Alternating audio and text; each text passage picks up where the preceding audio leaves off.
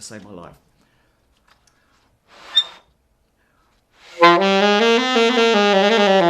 Yeah, like, it's just, but I'm getting there.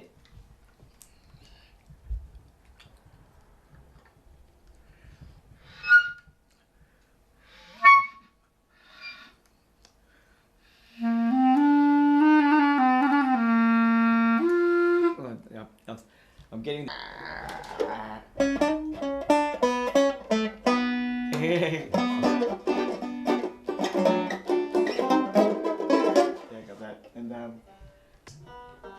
got a Hoffer, of course. Beatniks.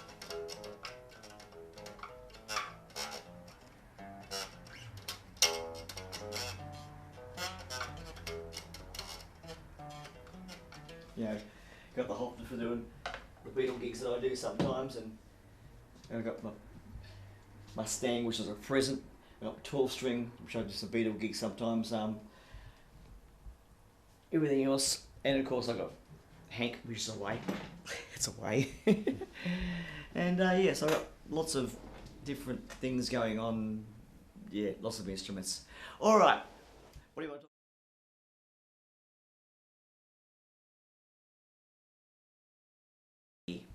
Right, here we go. 14 bands. No, a lot more than that. 15. About 16. Oh, and then there was the one at school. You got to remember. I used to play. I've been playing since I was 4 years old, right? And I've got my photos here of when I was at, doing my first gig. My mum was my manager. That's the only way I can put it. She used to thrust me into the public when I was very, very small, because her brothers used to play, her brothers and sisters used to play in a band back in the 40s and 50s. And so once she realised I could play, which was the first day of school at Seven Hills West, they just thrust me onto the stage. That's me at my first gig. That's little me. Now I remember I was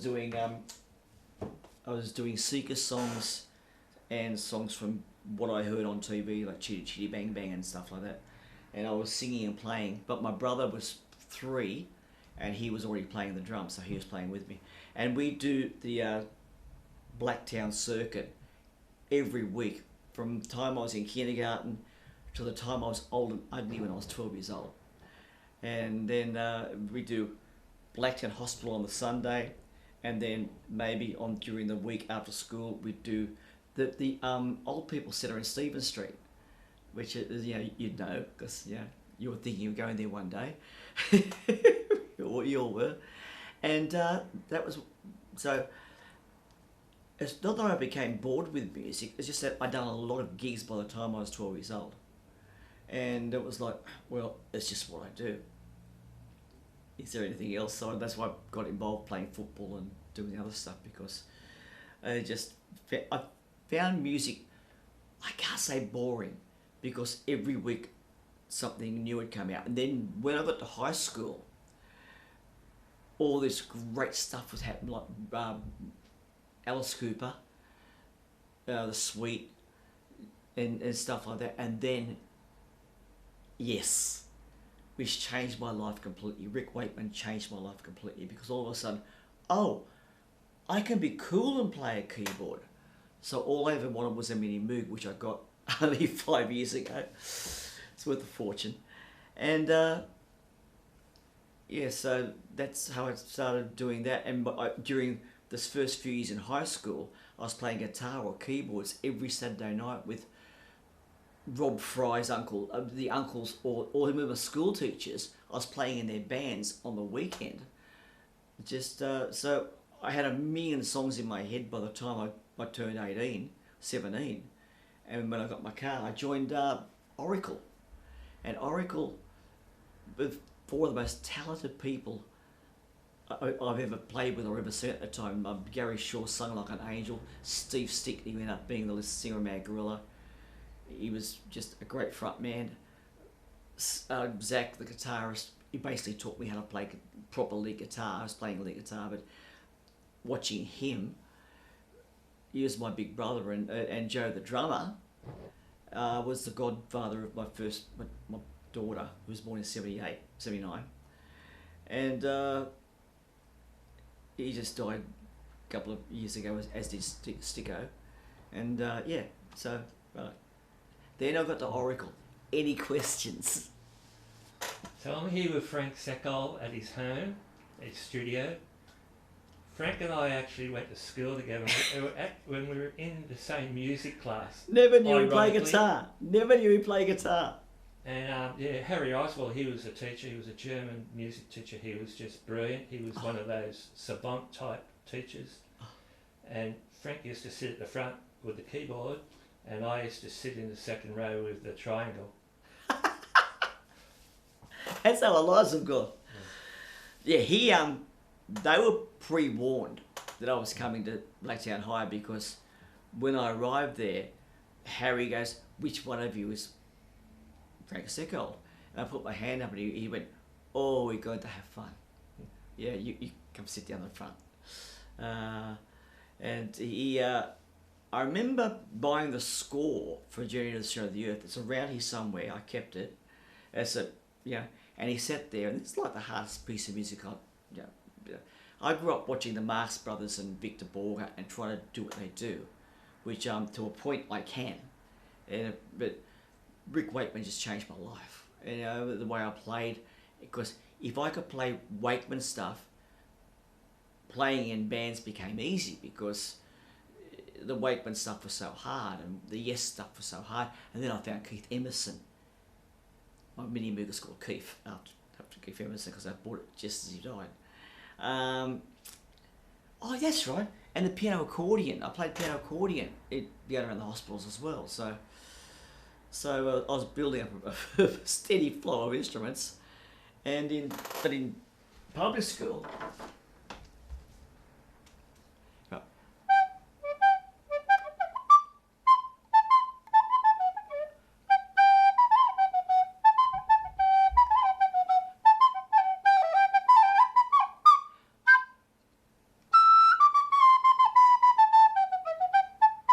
the strokes sort of taken out my right hand a bit, but it's yeah. The instrument of choice for school. It was and I could play it.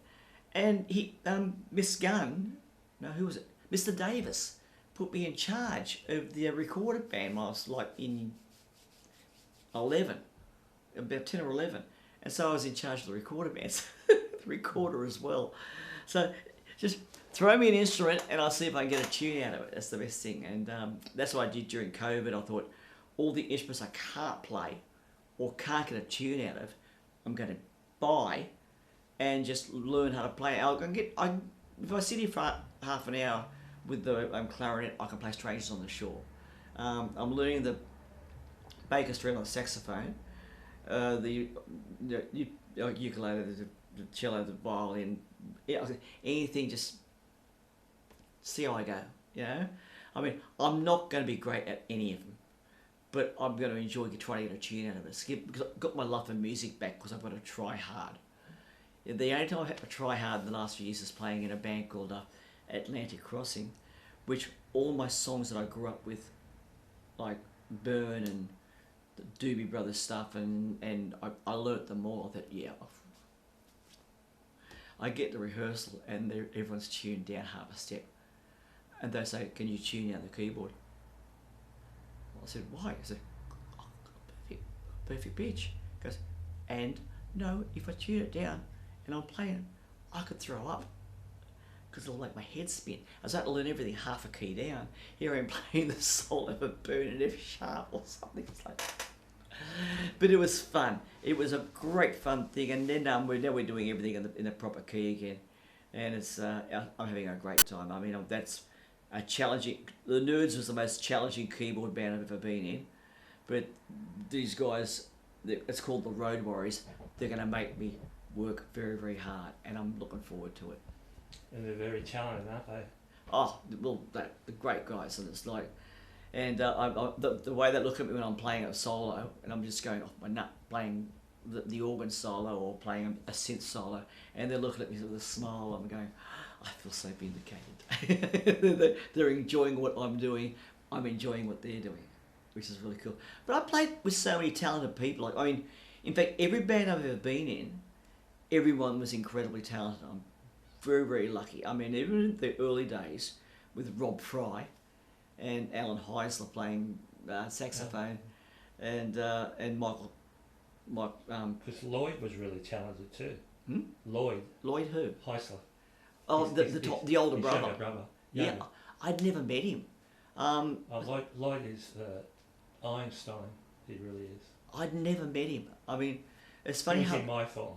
Well, yeah, we were in the same form. we were the same form. Yeah. Yeah, I never knew Lloyd, which is really strange because you think because we're only. Oh, it was a massive school. He might have been one form below us. We try to explain to people how big Blacktown High was. We say the school was huge, and then at the back we had 6 rugby league fields side by side, and it was part of the school. It should have had its own postcode. It was a massive, massive school. But all the music people seemed to bind together. I mean, like, I didn't bind together with the football people. Even though Steve Edmonds. Well, Steve Edmonds was my drummer. Yeah. Steve Edmonds was my drummer. He never played guitar when he played with me, and he was 13 or 14. His father was a drummer? His father was a guitarist. Oh, guitarist. And a great guitarist. And Steve Edmonds ended up being, he's a go-to player now. He's doing the Jimi Hendrix show. And he's a great player. And Rob Fry still plays guitar. I see videos of him on the Facebook, and he's like, he could go and join a band at any stage. We played with a lot of lovely people when I was growing up at Blacktown High. Well, behind us, as we were leaving, Stefan Nowak was coming, and he was the second coming of me, because he had the perfect pitch and was, he didn't play all the instruments, but he was a gun piano player. And when I talk to Stefan now, he says he had the same. Well, he had Harry, and he had a few of the other teachers, and he played with a lot of people that I know, like the guys from Jelly Bean Jam. And he's just amazing. He's done so. I mean, because he came to my place when he was 5 years old. And it's just really fun. I remember my first day of school at Seven Hills West. I went up and started playing the piano, playing what Miss Rowan played, or Mrs. Smith. She played the piano. She played a Haiti, Haiti ho, the great big elephant is so slow. And I went up and started playing piano after her. I remember it as clear as bell. And she says, "Do you play the piano?" I went, "No." And it was like a scene from Big Bang Theory. And she says, "No, you play piano." Oh, okay. And so I wouldn't play in front of my parents. And so they got the tape player out, made me play on the tape player. And it was one of those really, really weird things. And then my mum and dad came across the road because we lived opposite school. And she played the tape for them. And they went, "That's not Frankie." And then she goes, "No, yes it is." And so I started playing at home, but I said, "Your piano's out of tune." And she laughed because the piano was in tune. My piano was half a key down. I was playing everything in the sharp and flat keys from the TV. Everything I heard on TV, like Skippy or whatever, I'd just play. But I was playing them in a different key So anyway, fast forward 10 years, she drags Stefan across the road, this little kid. She's holding his hand. "He's like you." I went, "Okay." And she got him in. He started playing the piano. He goes, "Your piano's out of tune." I went, "Oh God," But he could read music and play guitar when he was 5 or 6. So he's ahead of me straight away. And he's gone very, very well with what he's done. So we've lived parallel lives, but he's the sight reader who's the great arranger and stuff like that. And I've done the band thing. So I'm very proud of him.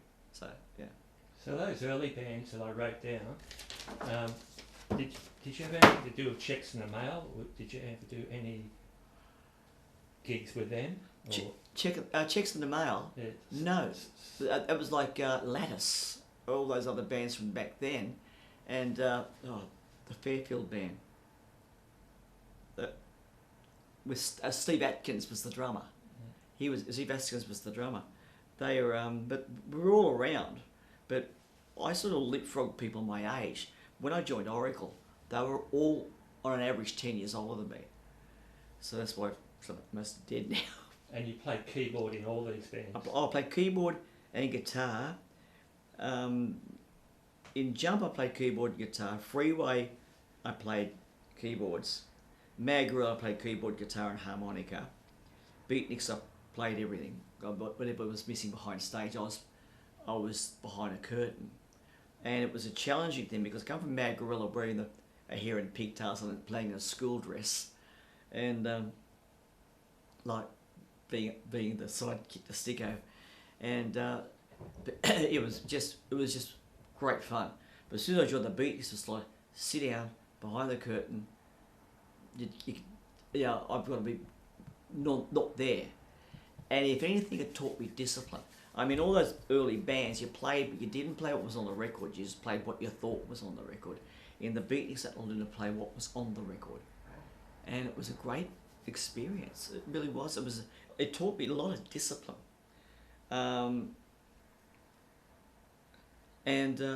So of course Tony Dean, he ruled with an iron fist. I mean, he knew it was on the records. But as I got older, I learnt to play what was exactly on the record. And I've redone the tracks for them. So I listened to Walrus and Long and Winding Road, and I said, I'm so proud of them. I'm so proud of those tracks because I even rang up Stephen and said, what's the third cello doing Long and Winding Road? He says, I don't know. And okay, if you don't know. So it was great. But Beatniks, after the Beatniks, I joined Generation. Now, we've lost two of the lead singers in the last few days.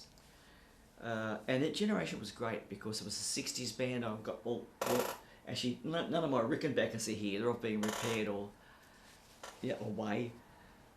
Generation was great because we released a single in Generation, So Much in Love, which I wrote. And that was redone by Frankie and Wendy and years later. The Chimps from Chump was me and Lance.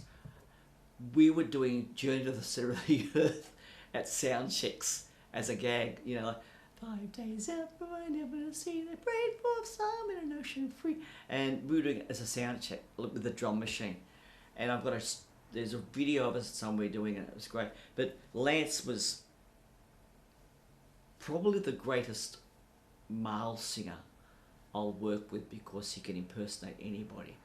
And it's so much so that a lot of the stuff I did solo, all of the stuff in my solo albums, he came in and sang the lead vocal. Him or Ben Craven, who's in Brisbane, he's got a great voice. And or Glenn Bidmead, he sung a few things. He's once again all amazing singers. But Le Club Nerd, Chimps of Chump, Swinger 60s, Heroes from Heaven, all great stuff. Then Le Club Nerd, which was my home for 10 years. Darren Carr, Michael Carr, Vicky. That was the first lineup I played in. And then the last line, Max Sender, and Brisbane on the drums, Bruce Fraser. And then by the time I left the band, it was Lee Wilshire on drums, Tony Martin on bass, and Gary Morris as the lead singer. My God, what a great front man! And Dwayne, of course. I had a stroke, so I have trouble remembering a few things. That's all. I love him dearly. He's one of my best friends. But Dwayne Pipe, and I was playing keyboards, and that was there for 5 years, because when Vicky died, we thought the whole thing might fall apart because she was just such a centerpiece, and she will be every time we go back and look at tracks of her singing vocals, it's like, why did you leave us? It was such a sad thing because Gary and Vicky only just got married, and I've had a lot. Yeah, well, I mean, we all do. All the guys that are my age have had a lot of people leave us in the last few years. But Vicky left us 24 years ago, and it still hurts because of the way it happened. Anyway, so we continued as a five piece, and we really bonded as brothers. We fought like hell, but we loved each other. And we left each other. It was like, well, we went on and did completely different things, and I'm so proud of the people that went off and done amazing things. That band were the ones that went off and done the best. I mean, like Darren's doing. He's the best ventriloquist. He's the funniest man in Australia. Michael was the greatest Australian songwriter, but he should have tons of platinum records by now. Lee's playing drums with me or whatever type thing. Yeah, and so that band was just amazing. Tony's in Queensland playing with whoever he wants to, because he's such a great bass player. Because bass players, singers are the hardest singers to get hold of, and now I play with so many of them. It's great. So the Club Nerd was my defining thing, which I hope people remember what I did in that band, because it was such a great band, and the keyboard parts were quite tricky, which was good. I like tricky, give me tricky. But what was I did after that? Heroes from Heaven. That was the Club Nerd. Frankie Valentine. When I left the band, I went solo. I went, what am I going to do? So I thought, okay, full tracks, me with the guitar up there, and said to Dave Douglas, what will I call myself? And he said, how about Frankie Valentine? And I sat there for a minute and gone, why Valentine? And there was a good 15 seconds of airtime, and then he goes, when's your birthday?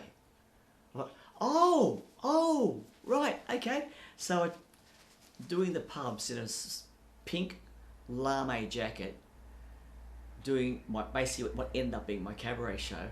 But they were pubs, like the cold chisel loving, angels loving people. I was going up singing Video Killed the Radio Star, Wuthering Heights, which, they're going to play at my funeral and make people laugh. Wuthering Heights and stuff like that. And it worked. And so I've continued. I've watered it down now, which I'm just doing. A lot of it's just me and the guitar. And I don't wear the pink lame jacket anymore, but I do dress nicely. And but I still enjoy doing the solo thing. But when I get a chance to play in a band, I did with Brad Stanford from South said, why don't we do the Frankie Valentine All Stars? And I put together an all-star band of people I know. In the end, it was just a lot of Brad's friends, but people I could trust. He did the right thing by me, everything he did. And Brad playing keyboards. And all of a sudden I'm up the front.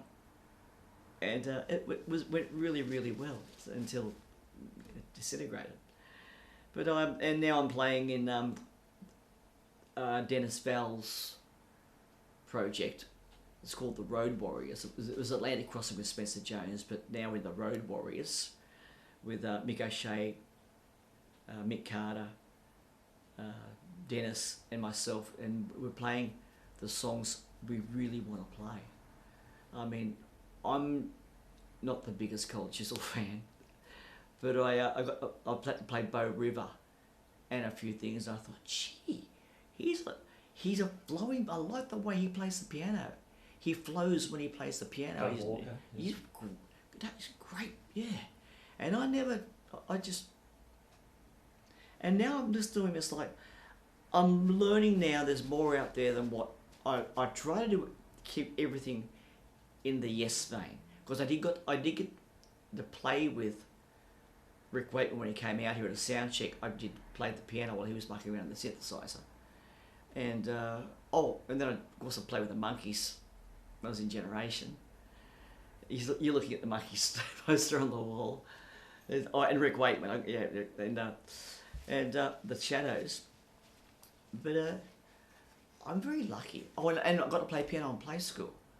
The piano player, my father said when I was a very small child, when I was playing piano, he didn't really had much to do with me playing the piano. It was my mum's side. All her brothers and sisters were great musicians. So, and I never knew this until just recently. But the Aboriginal side, I called them, because that's what we were. Dad said, one day you'll play piano in play school. And I took it all the way through, all my career. He would say, you should be playing piano in play school. And so I was, he died. He died on the Sunday when I was playing on stage with Dwayne, doing a friend's wedding of his. And Brad was about to walk through the door, and I got a phone call from my brother, and it's a text going, Dad just died. I went, okay. He comes, please welcome Mr. and Mrs. Such and Such. And Dwayne just looked at me like, you're just such a pro. Anyway, so after I dealt with it, in the next 7 days I dealt with it, organised funerals and stuff like that. And then on the Sunday, for the week after he died, I got a phone call out of the blue from Julie Money, who I didn't know was the director of Play School. I just knew her because her daughter got up with me. I did 10 years doing a children's show at Balmain Lakes. Up potato, just got up there. Kids everywhere. They used to bring their own guitars and microphones. Little caged area up there. And I used to look after the kids for 3 hours while the parents sat in peace and had their meal. And when I did my 300th gig, they came down, presented me with a 300 hat, Balmain Tigers hat. I was the first player from the Tigers to reach 300, and it's very, very funny when you think about it. Anyway, so I get a phone call from Julie, and Julie says, do you play the piano? Because I never knew I played the piano, I play guitar and sing. I said, yeah. And she said, who do you play like? And I went, I'm a cross between Chico Marx and Rick Wakeman. She goes, oh, Georgie Parker's a massive Yes fan. Twice of it. What are you talking about? He says, oh, sorry, the piano player's had a heart attack. Could you come in and play piano in Play School this week? And I've gone, what, Gracie's preschool? She goes, no, sorry, I'm the director of Play School on ABC TV. Can you come in and play piano this week? I've gone white. I thought I was going to throw up. Anyway, so I went in and told Tracy, who I was married to at the time, and my friends there. I said, I'm playing piano in Play School this week. And they were like, because they knew how much it meant to me. So I went in on the first day, sat there, and I put the comments. Someone told me it was 10 o'clock, and because I'll probably wait, and then I'll wake up. Anyway, so I've got a photo of it actually. Justine Clark and Alex Paps, they come bounding up. I do have a photo of that. They come bounding up and said, we know you don't read music, and proudly so. Well, to a point. We know you don't read music. But if we sing the song, will you be okay? I mean, yeah, sure, not a problem. It's here somewhere. Oh, I've gone past it, doesn't matter. Anyway, I said, so would you like to be a tree like me? And the war on car ending, and they've gone, okay, let's go. Okay, so I did the whole day. That's how we did the day. Oh, at lunchtime I rang Darren and Michael saying I'm playing piano in Play School, which we very emotional moment for us. Especially after my dad died, their dad was the piano player for a long while. And I got through the day and I was sitting there going, well, I did it. And then I see Justine and Julie talking in the corner. I thought, I've done something wrong. And they come and says, we're going to play you a piece of music. We're going to play you a vision. We want you to play the piece of music and make it up on the spot. I went, yeah, sure. So I'm playing away. I still remember the piece of music. And I finished it. Okay, we're going for a take. I said, hang on. No, that'll do. What do you mean that'll do? I said, no, you're done. Thank you. I can go home now. Thank you so much. And the money they paid me. Anyway, so I got home, and I'm just beside myself. About 3 days later, I got a phone call from Julie saying, what are you doing for the rest of the year? I went, why? He said, Peter's going away with Justine to play on her tour. Would you like to do, the rest of the season? Or what we've got coming up? Because at Brian Castle's Onion, we did it as well. And I was like, okay. So I did the next few episodes, and I'm like, I did it, and I dedicate that whole thing to my dad. Anyway, so yeah, I had a great time. So if you go to Wikipedia and look at the pianists on Play School, there I am, Frankie Valentine, 2000s. I mean, and I've gone back at different times to do stuff for Alex Paps, and when they write plays and stuff like that. Just do the play and the thing. So I've done stuff as we go. So that was a great part of my life, and yeah. But at the moment, I'm just doing 2 and 3 gigs a week through James Dawson, Fran Brescia, and all those wonderful agents I have, for Skeed, and yeah, doing gigs everywhere for them, and having a ball. I mean, like, I'm just playing guitar and singing the songs I want. I sing the stuff I want now, and someone comes and asks for horses, I go, I don't know it. I give them the brush away. And I've won all the ACE Awards, and I got to meet my heroes and got to play with them. The only person I haven't met is Kate Bush, but I've got a really strange Kate Bush story. Kate Bush is technically my daughter's godmother. It's a long story, but I'm not going to bore you with that one. But I got to do the Monkeys tour with Peter and Davey. I got to do that twice. The second time with Mickey Dollars, and I got to tour with Rick Wakeman around Australia, and became good friends with him. And my friendship with Wakeman's been good, because a few years ago, a friend of ours, a mutual friend, Steve Layton, who lives on the mountain, goes, I'm writing some songs with John Anderson from Yes, but there's some tricky keyboard parts. Mind you, he could have played anything. He's a great piano player, but he wants someone that sounds like Rick Wakeman. I went, and everyone's had their fingers pointed to me. And I thought, hey, I could do this. And so I've got all stuff on here that'll never see the light of day of me playing keyboards for John Anderson. And it's a highlight. So, look, I'm just some kid from Blacktown that never learnt to read music, but I had a unique ability to do things, and it's been great. I really enjoyed my time. I mean, this is not my obituary. I hope to last another 20 years. Hey, Greggy, we're going to go for another 20 years? Yeah. We're both 65 this year. What about, I've got a cutting out of Blacktown Advocate. Oh, not me and Rob Fry. No, Mr. Puniverse. Oh, God, yeah. Now, I was thinking that today. Obviously, you applied. They didn't come up to you in the street. So how did that come about? Mr. Puniverse, I heard it was on, and it was just a bit of publicity for Generation, basically. And I went and did it. I come second in the competition, because the guy got the guy that won it got disqualified because he had polio. So it wasn't puny at all. He was, yeah. So I come second, even though I actually lost weight to do it. I was really serious. I did it at 51 kilos or something. But ironically, I ended up doing the wrestling, Australian wrestling, and I was a manager, and I wrote all the music for the TV show, and I became a manager, and what Tracy was ended up training a lot of the girls.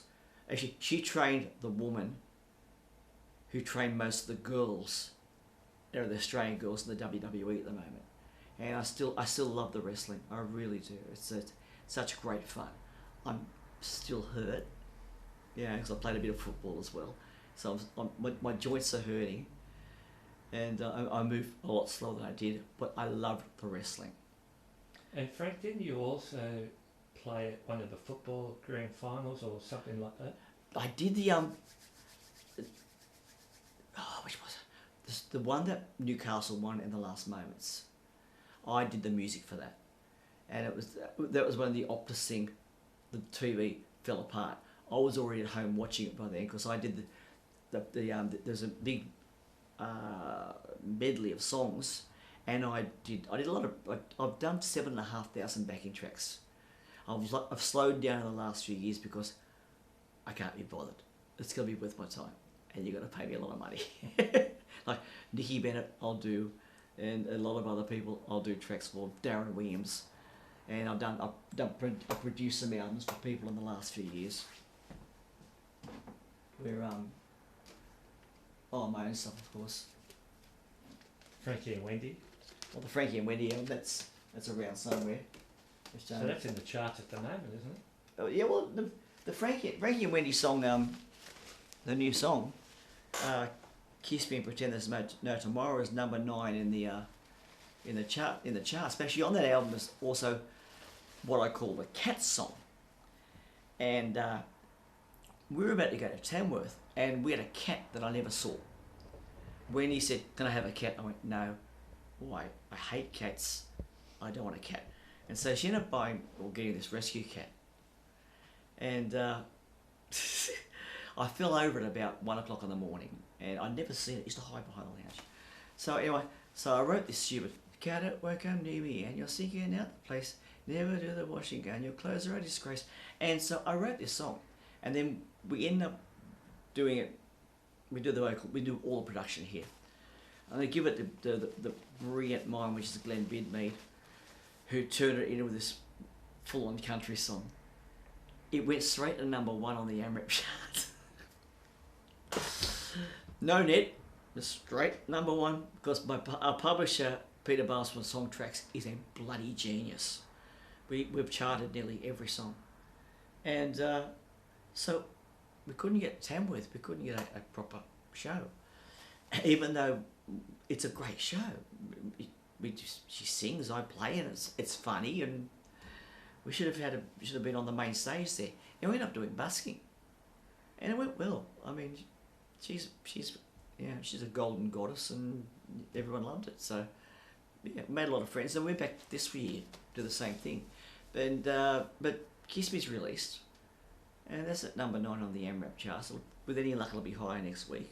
Yeah. And how did you two get together, and how did you get this Wendy and Frankie duo? Oh, did you know that before you met her? Did you know that she's sung? No, I found her at Talent Quest. I was judging her in a Talent Quest. Anyway, it took a period of years for her and I to come together. It was, something we don't talk about.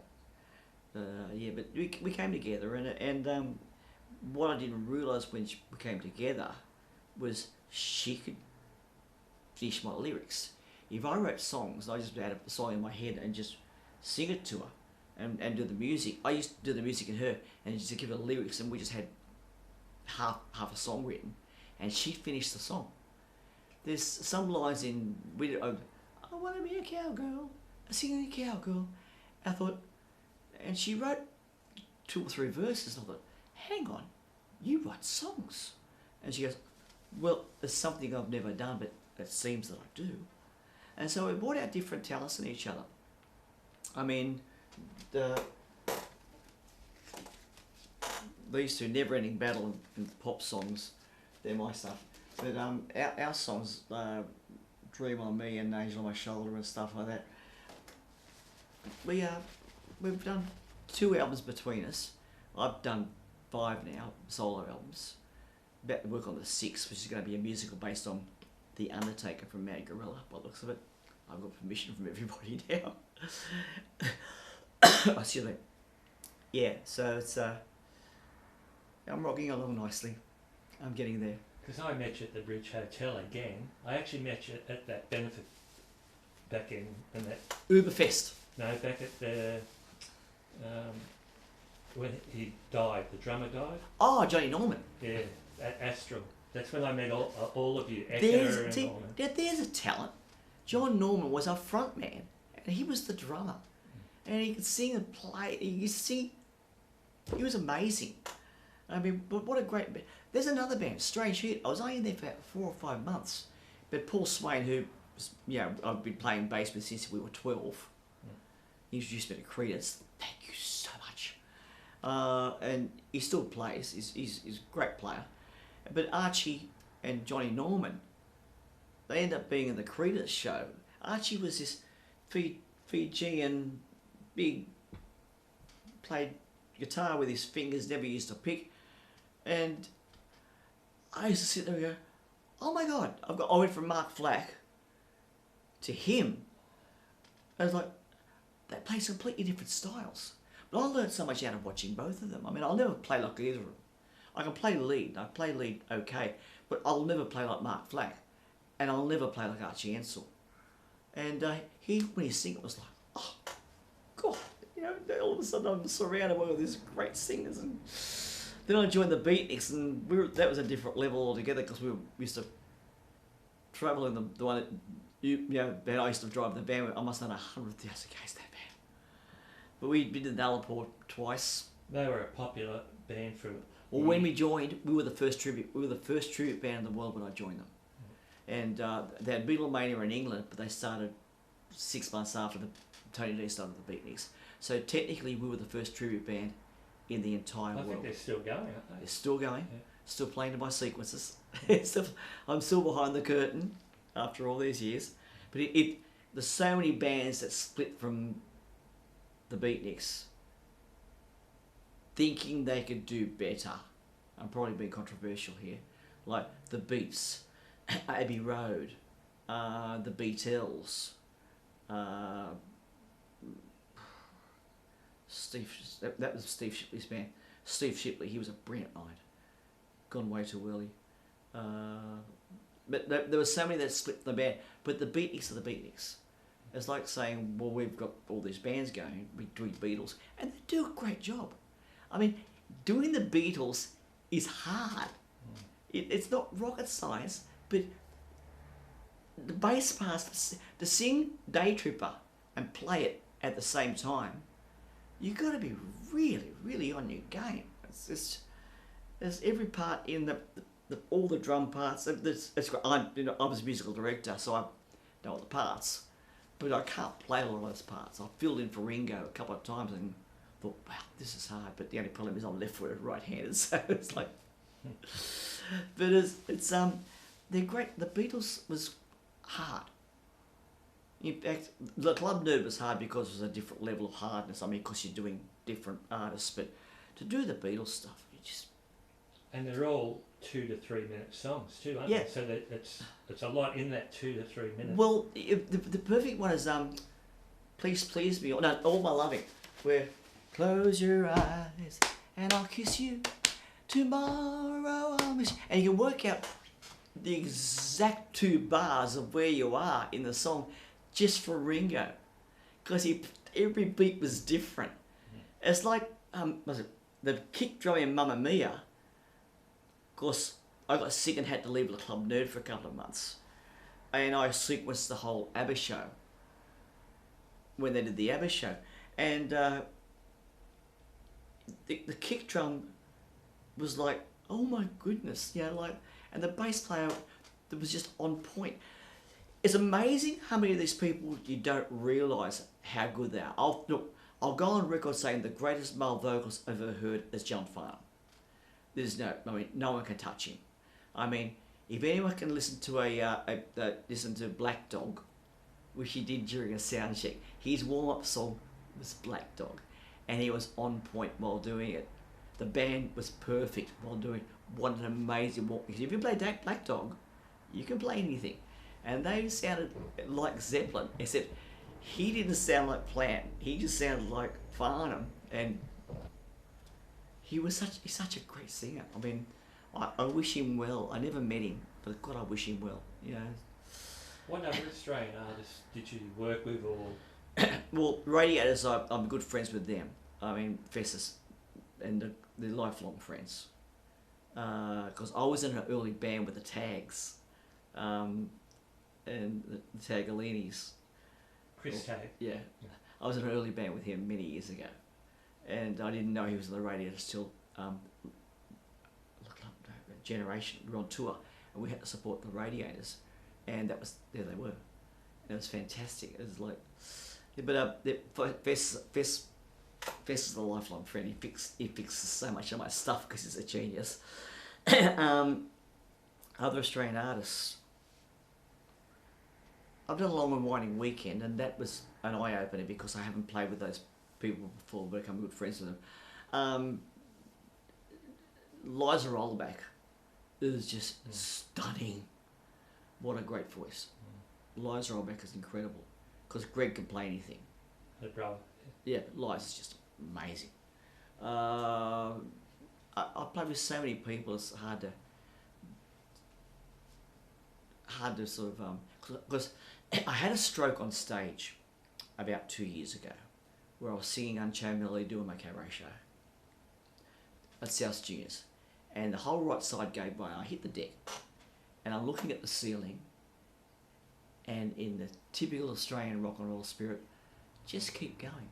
Swapped hands, kept singing Unchained Melody while I'm laying on the ground facing the ceiling. Tracy came along, Simon Tonks, the sound guy, came along. They picked me up, and I'm still like, nothing on the right side is working. I thought, I'm going to get to the stage and finish this set. So I got to the stage, and I'm sitting on the stage to start with. Then everything started coming back, and I stood up there, finished the set, got back to the dressing room. The whole staff of South Juniors was in there. Are you okay? Then speech disappeared. But it only disappeared for a very short while. Then Tracy got me to the hospital. And yeah. And then they said, you've had a stroke. And they showed me the x-ray and said, we're going to blast it out. They blasted out the stroke. And I peed it out. And so I'm home now. They said, no, you're going to stay for 5 days. And gradually everything came back. And they said, will they ever be the same? They said, we don't know. Then that's when I got the tuner out and said, I want to check my ear. And I said, it's an A. And I looked at it and said, well, it's nearly. Just close enough. Okay, well, good. As long as that's working, I feel confident that I'm going to be okay. And so just went home and started playing everything, and everything came back. That's fortunate, isn't it? Very fortunate. I mean, I know that people that don't get... Well, my uncle's wife, her speech is still gone after 2 years. Jesus. Yeah. I know those people, because if anything, my ADHD and my Asperger's has sort of like helped me, because I know I've apologised to all the people I played with in the past for my attitude towards them, because my ADHD and the Asperger's took over really, really badly sometimes, and I was arrogant, and I was a little bit too full of myself, and I'd like to apologise to everybody I've ever played with, because, well, I'm not saying I was wrong, but I was like very, very forceful with my opinions a lot of times, and yeah, there's a public apology. And even Wendy, we wrote the songs together. She's right probably 99.9% of the time, but I'm right that 1%, and I'll focus on that 1%, and it's like, no, I'm right. And yeah, so she puts up with me, and I don't know how.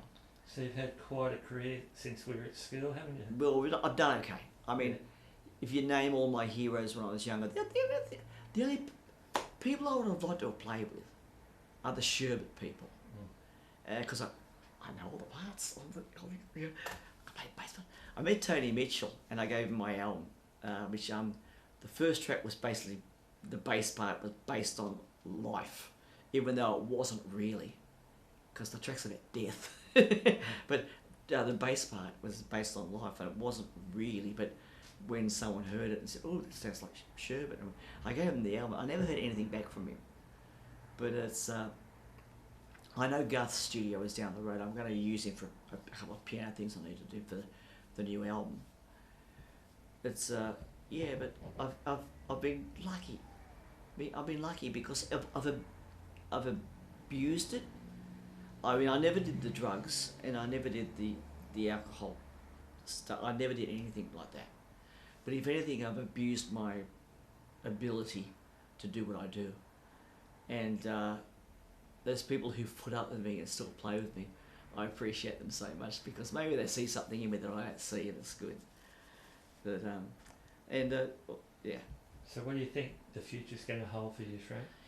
if I don't die, still make more albums. I'm going to make more albums to all the proggy stuff that I do, and play with the Road Warriors and establish myself as a keyboard player again, because when I looked at Nerds and that sort of disappeared and I didn't play keyboards much. But I'd like to become not the go-to guy. I feel like I was the go-to guy in the 80s. But there's some great keyboard players around. I look at Lockie and Clayton Dolby and I go, yeah, I could do that. But they're doing that. They're just fantastic keyboard players. They really are. And I just like to establish myself as like one that can play in bands. But I don't read, and that sort of puts me in a different kettle of fish. Just like put a chord chart in front of me, like, eh? I freeze a little bit. But yeah, I'm quite happy with what I'm doing. I'm doing a lot of solo work, and as long as the voice holds up, I'll be happy. Yeah. What about, you ever thought of doing a Yes concept type?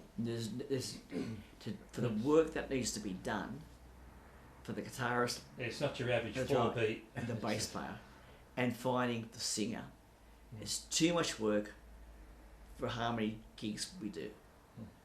That's someone asked me to be the keyboard player in a Yes band many years ago, and I've gone, no, there's no work there. And plus, Wakeman, I'm still not there. I mean, he's I mean, I've listened to Oscar Peterson and Art Tatum and all these guys, and they go, oh, geez, I'll never do that. And I mean, I can still play it like very, very, very, very fast. There's not a problem there.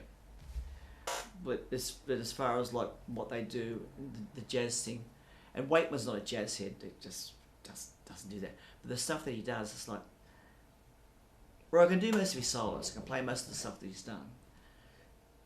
He's 10 steps ahead of where I want to be, you know. And every time someone says you play like Wakeman, I go, no, I don't. But thank you. Yeah, I know where I sit. It's good. Yeah, so I'm happy with that. Yeah. Well, thanks very much for that, Frank. I was just wondering, maybe you could just play something on the keyboard. Yes, I'm using a 25-year-old computer. It's 25 years old now, and using Logic Platinum 5.3 because it's my go-to, because I work faster on this than anything. But I do have Logic Platinum for this, which is what I use when I'm tracking. Of course, the drums and the other stuff is great in that. When my daughter was born, I had to write a song. Excuse my bald spot. That's actually not a bald spot. That was getting hit by a chair over and over again at the wrestling, where they slide the chair, like skim your head, and it actually skimmed my hair off over a period of time, because no one in my family has one of those. It's like, well, hang on. So I woke up one morning. Come on. Part. And can you turn it up a little bit? Yeah, I will. Yeah. Yeah.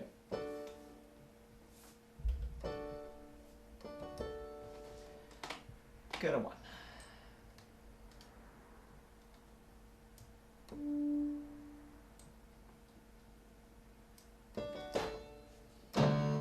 Yeah. So this is Rick Wakeman.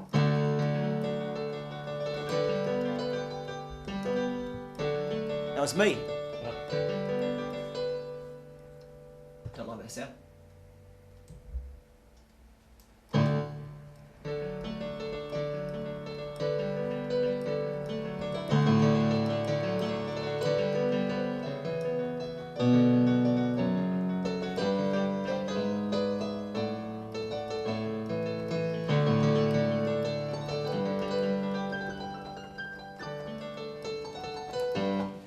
write a piece for my daughter for her christening. That morning, I get a phone call saying, we haven't got a piece of music. Do you want to write a piece? I went, yeah, sure. So, there we go. And this is what came out. It's called Welcome to the World.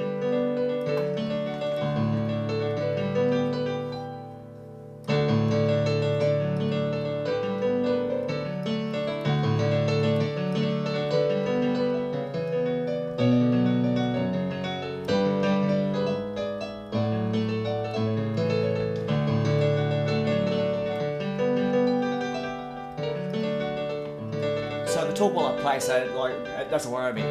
My hands know what they're doing.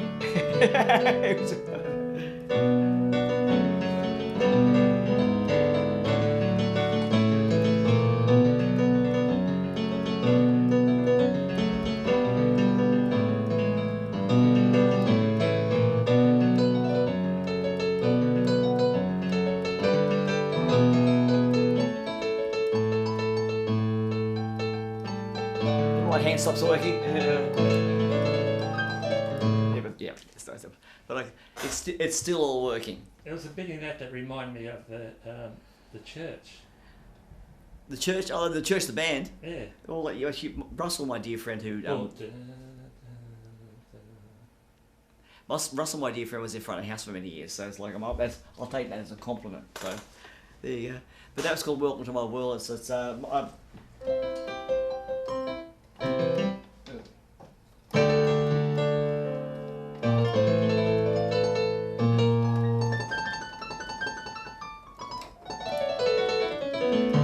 still working, but I've got to, yeah, it doesn't, some of the fingers have stopped working totally.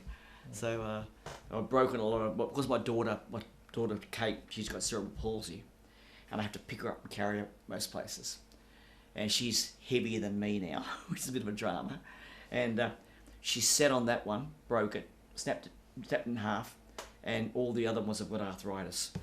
So that's I've done well over 10,000 gigs now. Starting the show. It's all starting the show. So like my knees, my back, everything. You know, of course I did the wrestling, which didn't help.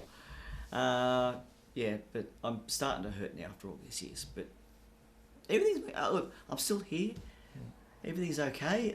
I'm still writing all the time. And I'll have to come and film your band with Dennis. Well, we're doing Marion. I mean, like with Dennis Val, Mick Carter, and Mick O'Shea. Yeah. I've done Mick and Mick O'Shea up at the Lakes Hotel 3 weeks ago. There you go. One World, I think it was One World. I don't know who they play with. Phil Knight. I don't know. Phil Knight. Our 90. Yeah. See, we have, is this working? Yeah. Our 90. We call him Our 90 because I met Phil Knight when I was about 14 when I went to his place and he had his Marshall stack on his front veranda, and I thought that is so cool. Then I saw him do something at Blacktown Civic Centre in the grassed area there when I was about 15, and he did something from Rainbow, and I thought, yeah, this guy's good. Yeah. He's really good. He's good. Yeah. He's one of my favourite underrated guitarists. Oh, absolutely. I have no doubt about that. Me too. I mean, like, he's so underrated. He should have been a massive star, this guy, and he can sing. And I see. So is Steve Edmonds. Steve Edmonds sings. I had no idea.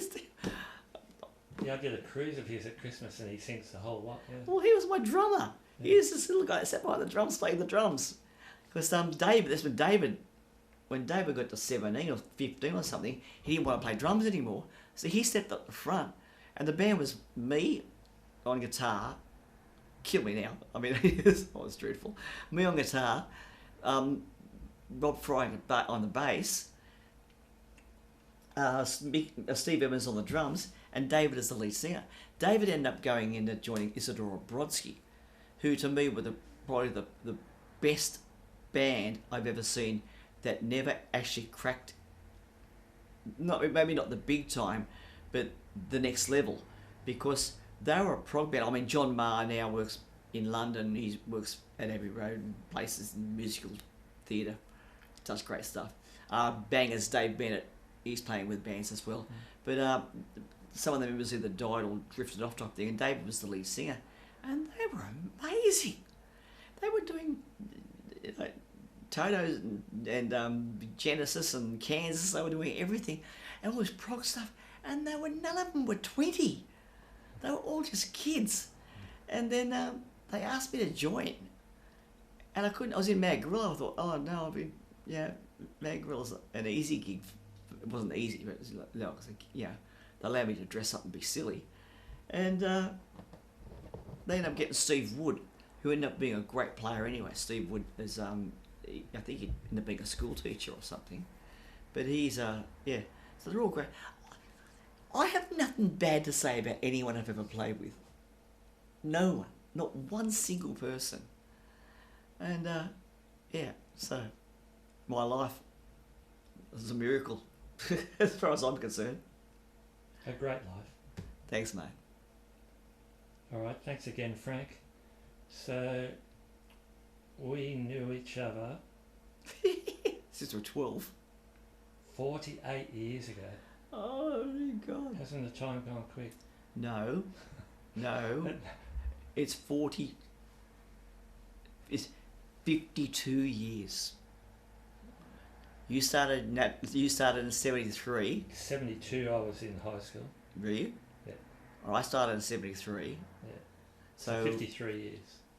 53 years. Unbelievable. Terry McIntosh, hi Tessa. He's retired now and going backwards and forwards to Bali. He's ended up being a great singer. I mean, he was my first high school band, first high school band. Terry McIntosh was lead singer. Alan Heisler was playing organ. My sister was playing guitar in those days. Thank you, Rick Wakeman, for coming along. And David was playing drums. And Terry ended up being this great cabaret singer. And he's really, really funny. So, that's good. So. All right, thanks again, Frank. It's been great. Oh, Fozzie, it's always lovely to see you. Who would have thought that I'd be doing this and you'd be doing this? Oh, yeah, exactly. I mean, although I never thought I'd ever be behind the camera. But it's, you're looking well, and we're glad we're still alive. Yeah. It's been good to see you again the last couple of weeks. All right, thanks, Frank.